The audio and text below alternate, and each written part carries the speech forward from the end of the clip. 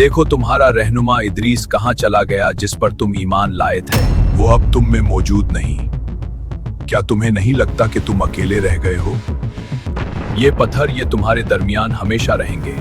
इनकी शक्लें तुम्हारे रहनुमाओं जैसी हैं। अच्छी बात है, हम इदरीस को नहीं भूलेंगे। एक कश्ती, एक नबी और पानी का ऐसा तूफान जिसने पूरी जमीन को घेर लिया।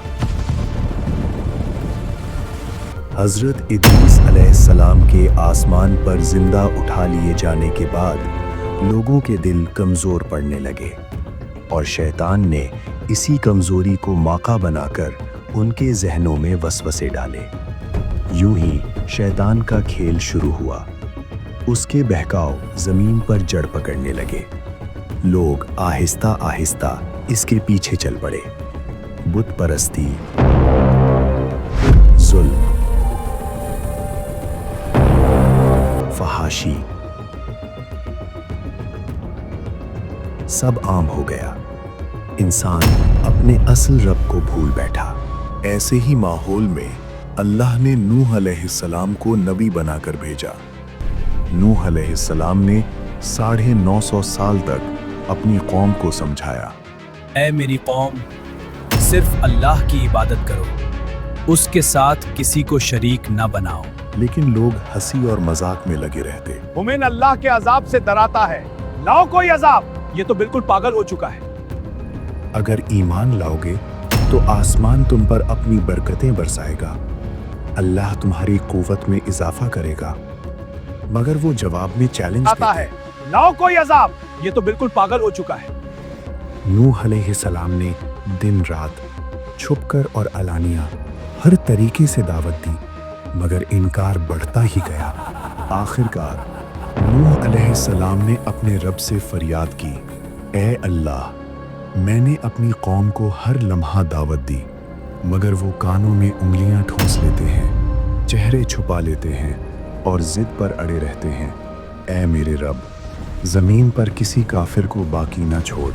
अगर इन्हें छोड़ दिया गया तो ये और लोगों को भी गुमराह कर देंगे। अल्लाह ने जवाब दिया, हमारी निगरानी में एक कश्ती बनाओ और जालिमों के बारे में सिफारिश न करना, वो जरूर हलाक किए जाएंगे।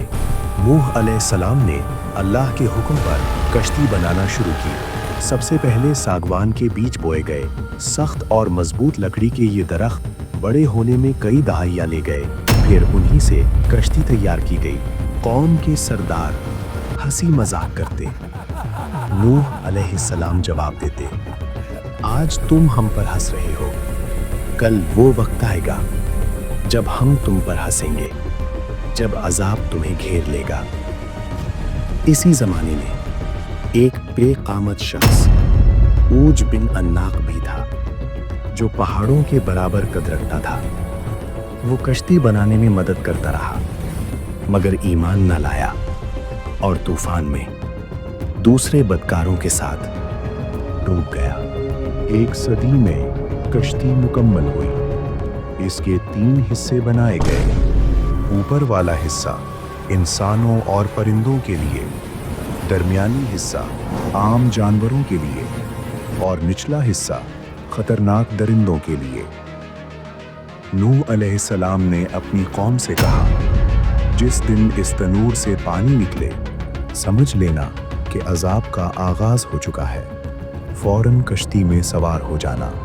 फिर वो घड़ी आ पहुंची। गांव के एक पुराने तनूर से अचानक पानी उबलने लगा। लोग घबरा कर चीखने लगे। तंदूर से पानी उबल कर बाहर आ रहा है। ये अल्लाह के अजाब की पहली निशानी है। हर जानवर की नर और मादा जोड़ी कश्ती में सवार होने लगी। आसमान सियाह हो गया। बादल गरजने लगे। जमीन के शगाफों से भी पानी फूट निकला। यूं लगता था जैसे ऊपर और नीचे दोनों तरफ से पानी बरस रहा हो। पानी बढ़ता गया। घर डूब गए। गलियां गायब हो गईं। नूह अलैहिस्सलाम के साथी कश्ती में सवार हो गए। दिलों में खौफ भी था और अल्लाह पर यकीन भी।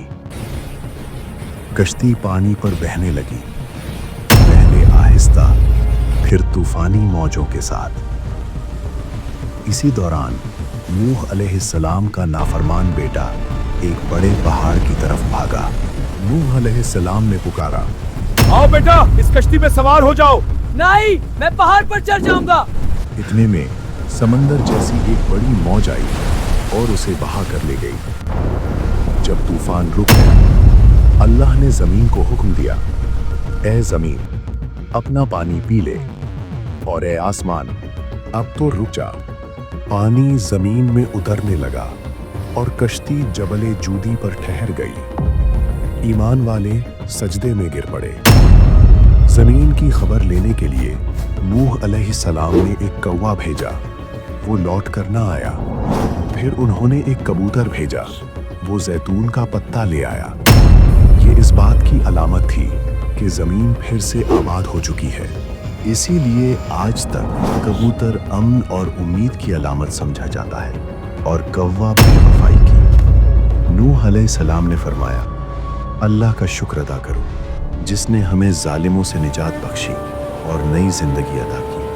अपनी नस्लों को ईमान पर कायम रखो, जुल्म, शिर्क और फसाद से बचो।